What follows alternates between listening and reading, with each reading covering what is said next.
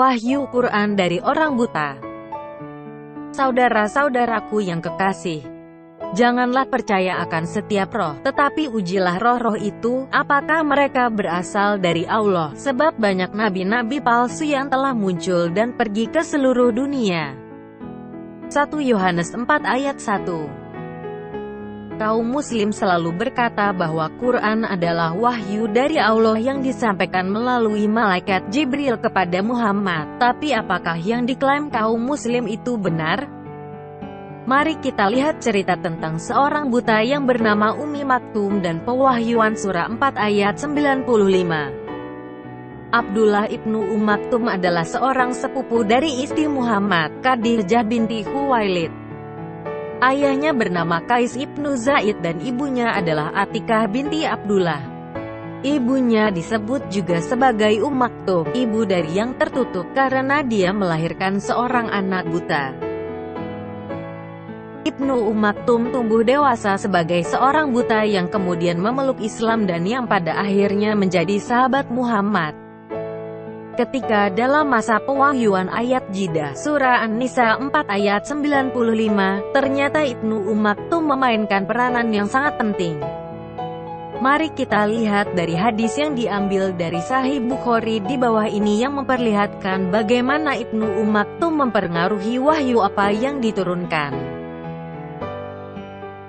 Telah menceritakan kepada kami Hafiz bin Umar telah menceritakan kepada kami Syu'bah dari Abu Ishaq dari Al-Bara radhiyallahu anhu berkata, tatkala turun ayat, tidaklah sama antara orang mukmin yang tidak ikut berperang dan mereka yang berjihad fisabilillah. An-Nisa ayat 95.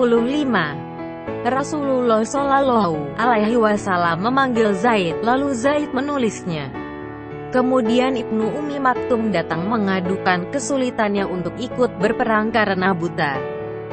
Maka Allah menurunkan ayat, kecuali orang-orang yang mempunyai halangan. Telah menceritakan kepada kami Ubaidullah bin Musa dari Israel dari Abu Ishaq dari Al-Bara, ia berkata, ketika turunnya ayat, tidaklah sama antara orang-orang yang duduk dari kaum mukminin dengan para mujahid yang berjuang di jalan Allah. Maka Nabi SAW bersabda, panggilkanlah Zaid bin Sabit, dan hendaklah ia membawa alat tulis dan tinta serta tulang. Kemudian beliau bersabda, tuliskanlah. Tidaklah sama antara orang-orang. Sementara saat itu, pas di belakang Rasulullah Shallallahu alaihi wasallam ada Amr bin Maktum al-Ama. Ia berkata, wahai Rasulullah, apa yang mau Anda perintahkan kepadaku? Aku adalah seorang yang buta tak bisa melihat. Maka turunlah ayat, tidaklah sama antara orang-orang yang duduk dari kaum mukminin dengan para mujahid yang berjuang di jalan Allah, kecuali bagi yang memiliki uzur yang syar'i. QS An-Nisa ayat 95. Anda bisa melihat bagaimana dengan tiba-tiba Muhammad dapat merubah ayat tersebut setelah Ibnu Maktum mengajukan keberatannya. Demi mengakomodasi permintaan dari Ibnu Maktum untuk tidak melakukan jihad dikarenakan kondisi fisiknya, maka Allah mengeluarkan wahyu tambahannya. Cerita ini pun dapat diverifikasi melalui hadis lainnya dari Sahih Muslim. Telah menceritakan Al-Bara berkomentar sehubungan dengan ayat ini. Tidaklah sama antara mukmin yang duduk, yang tidak ikut berperang, dengan orang-orang yang berjihad di jalan Allah. Surah An-Nisa ayat 95, dan orang-orang yang berjihad di jalan Allah. Kemudian Rasulullah Shallallahu alaihi wasallam memerintahkan Zaid bin Sabit untuk menulis ayat tersebut. Lalu Zaid datang dengan membawa tulang, pundak, kambing untuk menulis ayat tersebut. Tiba-tiba datanglah Ibnu Ummi Maktum mengadukan kesulitannya, tidak dapat turut berperang karena buta. Kemudian turunlah ayat, tidaklah sama antara mukmin yang duduk, yang tidak ikut berperang, yang tidak mempunyai uzur dengan orang-orang yang berjihad di jalan Allah. Syu'bah berkata, dan telah mengabarkan kepadaku Sa'd bin Ibrahim dari seorang laki-laki dari Zaid bin Sabit berhubungan dengan ayat ini. Tidaklah sama antara mukmin yang duduk, yang tidak ikut berperang. Seperti Hadits Al-Bara dan Ibnu Bashar menyebutkan dalam riwayatnya, Sa'd bin Ibrahim dari ayahnya dari seorang laki-laki dari Zaid bin Sabit, dan telah menceritakan kepada kami Abu Quraib telah menceritakan kepada kami Ibnu Bisir dari Misar telah menceritakan kepadaku Abu Ishaq dari Al-Bara, dia berkata, tatkala turunnya ayat, tidaklah sama antara mukmin yang duduk, yang tidak ikut berperang. Surah An-Nisa ayat 95.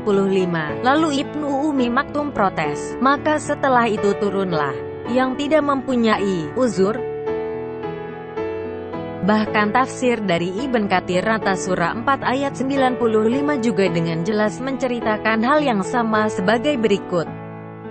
Al-Bukhari meriwayatkan dari Al-Bara, ia berkata, tatkala turun tidaklah sama antara mukmin yang duduk, yang tidak turut berperang.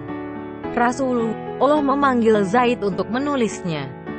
Lalu Ibnu Ummi Maktum datang mengadukan kebutaan yang dideritanya, maka Allah menurunkan yang tidak mempunyai uzur.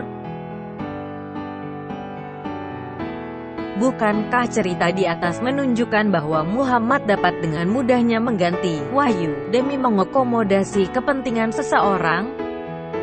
Nampaknya sangat tidak masuk akal bila seorang buta sampai harus mengingatkan Allah SWT yang Maha Tahu, Al-Alim, bahwa orang yang mempunyai kekurangan secara fisik tidak dapat ikut berjuang dalam jihad. Mengapa Allah SWT harus menurunkan wahyunya yang setengah jadi?